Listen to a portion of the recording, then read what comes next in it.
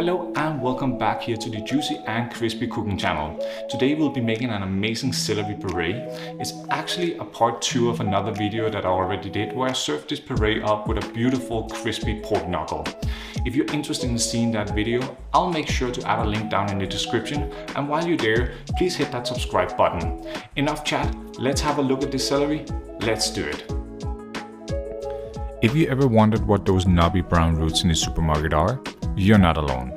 However, in Europe, primarily in Germany, Scandinavia and French cooking, this is an important ingredient that is used as a healthier, low-carb alternative to mashed potatoes.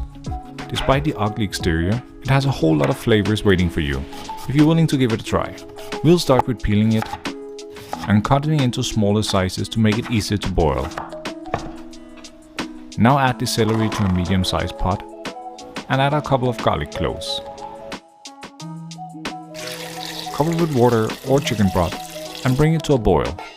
Let it simmer for about 20 minutes until the celery root is very tender.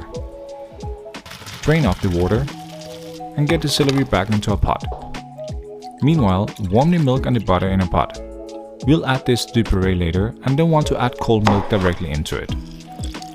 Now add the juice of a lemon and blend. Add the milk and the butter mixture and puree until you have a smooth texture. Season with nutmeg, salt and pepper and give it a final blending. And there you have it, a light and fresh puree with notes of earthy nuttiness and a hint of celery, ready to serve. I really hope you will give this a try.